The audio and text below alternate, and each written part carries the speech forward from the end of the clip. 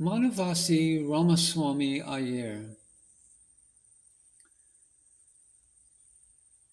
spoke these words when he first went to Arunachala and met Bhagavan in 1908. In 1908, my father and I visited Arunachala. The town was crowded as the Karthikai Deepam festival was on.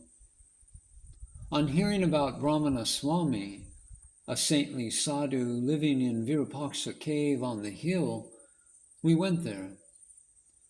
When we reached the cave, a person at the entrance stoutly refused us permission to go in and see the Swami. I challenged his authority to deny us permission.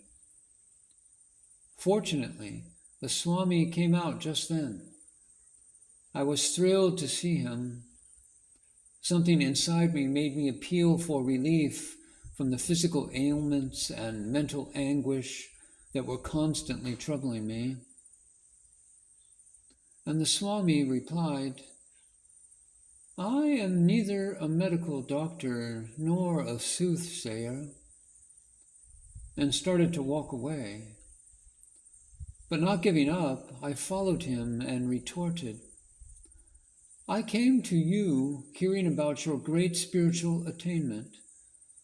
Maybe I am not destined to find relief." The Swami suddenly stopped walking, turned to me, and looking at me with piercing eyes, said, "Develop an attitude of accepting such challenges with inner determination. Nothing can shake you." Then he raised his right hand in blessing. I felt pure rays of light emanating from it and enveloping me. This filled me with the confidence to accept challenges in the future with the attitude that the higher power will assuredly protect me. This remarkable devotee was Manavasi Ramaswami Iyer. Born with a challenging nature, he never accepted no as an answer ever in his life. It was this innate quality of his that Bhagavan strengthened in their very first meeting. As spiritual seekers, physical challenges in the form of illness and mental challenges in the form of doubts are sure to assail us in life. Two things are important. We must have the courage to accept every challenge squarely and boldly. And equally, we must have the faith that the higher power, call it Guru or God, will guide us and protect us. That first visit of Iyer to Bhagavan was very significant for him. He had come just as a visitor, but when he got down from the hill, the four towers of the temple, the sacred mountain, and the sage residing there, with his unmistakable spiritual power, impressed him so much that he decided to shift his residence and stay there permanently. He started visiting Bhagavan every evening, staying with him at night. There were only one or two people with Bhagavan then, and so there were no restrictions. Coming to know of Iyer's interest in music, Bhagavan taught him the nuances of how to compose kritis, or a form of lyric. It was the beginning of a different kind of puppet show. In a normal puppet show, the puppeteer pulls the strings to make the puppet dance to his tunes. In this puppet show, the master pulled the strings, resulting in Iyer not dancing, but composing remarkable music and bringing out the greatness of Bhagavan and Bhagavan's teaching. After work one day, Iyer came as usual to Virupaksha cave and asked Bhagavan in English, Swami, Jesus Christ, the Buddha, and other sages came to the world to redeem the sinners. Is there hope for me? Bhagavan looked at him steadily and answered in English, yes, there is hope. Visibly moved and thrilled to the core with this answer, a Tamil song bubbled out from Iyer. Ramana, you are my sole refuge. I have none else to turn to, is the translation. And this song is popular among Tamil devotees of Bhagavan to this day. One night in Virupaksha cave, Bhagavan focused his attention on Iyer for almost half an hour, and he experienced a burning current entering him. His mind turned inwards, and he got merged in the heart. For the first time, he understood that Bhagavan was not just an ascetic Swami, but a spiritual dynamo. This spiritual experience gave him implicit faith in Bhagavan. Iyer had a chronically poor digestion. When he told Bhagavan about this, Bhagavan again focused his eyes on him. Iyer immediately felt his brain cooling down. Within a few days, in celebration of some festival, Echamal, one of the old devotees, brought many varieties of rich food and sweets made of ghee and sugar for Bhagavan. Bhagavan, who always shared his food with anyone around, told Echamal to call Iyer. Apprehensive because of his difficult digestion, Iyer declined and told Echamal, please ask Bhagavan to forgive me. I cannot eat such rich food. But Bhagavan insisted, saying, come, share it with me. Obeying Bhagavan, he ate the food without any further thought. After this, his chronic dyspepsia, the digestive issue, disappeared completely. His gratitude to Bhagavan for curing him came out in the form of a second song, which translates as, how do I express my gratitude for the cure graciously bestowed on me?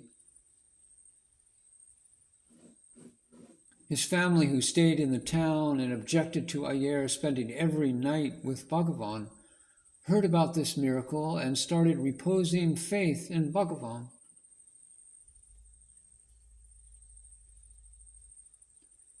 Iyer was soon transferred to Burhanpur, a town in eastern India. It was with a heavy heart that he went there.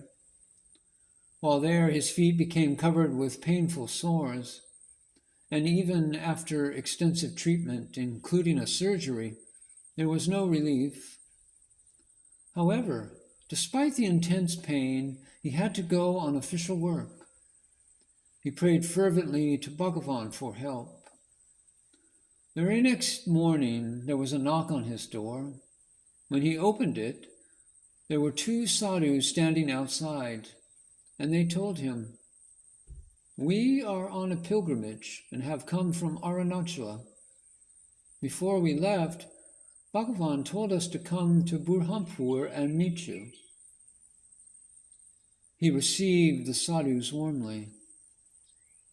Noticing that Iyer was suffering from painful sores, the sadhus prepared an Ayurvedic paste from tamarind and sambarani, a kind of common Indian incense, and applied it on Iyer's sores. The very next day, Iyer was totally cured. His emotionally charged devotion to Bhagavan at this miracle gushed out of him as a song called Saranagati, which is a perennial favorite with Bhagavan's devotees. It translates as, I surrender to you. To whom else am I to surrender? You who are perfect in Arunachala, which endows one with ultimate release, O Ramana, rain cloud of compassion. Is this not the appropriate time for granting me your glance of grace? If you delay what I am to do, my beloved, remove my sorrow and grant me bliss. I cannot bear this indifference any further. Oh, you who are Brahman itself, I surrender to you.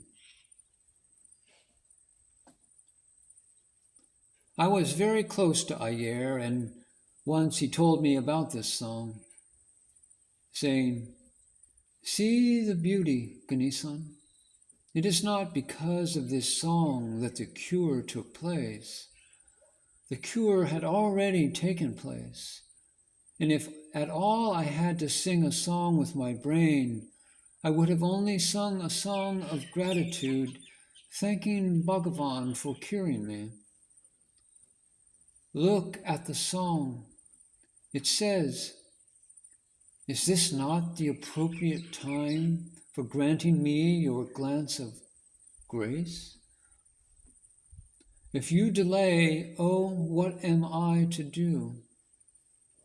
My beloved, remove my sorrow and grant me bliss. I cannot bear this indifference any further.'" This is after the miracle had happened.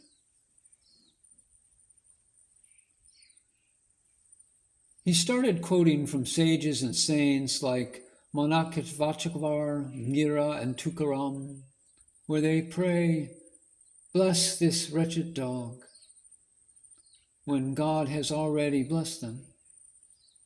It was not the other way around. Then he quoted from Bhagavan's 11 verses to Arunachala. "O Arunachala, drawing me with your cords of grace, although I had not even dimly thought of you, you decided to kill me outright. How then has one as weak as I am offended that you now leave the task unfinished? You have not killed me. You have left it half done. Why do you torture me, keeping me suspended between life and death?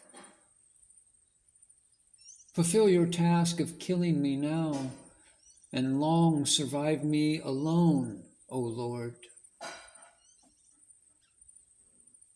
That has already been done to Bhagavan. But still, he writes this as a prayer.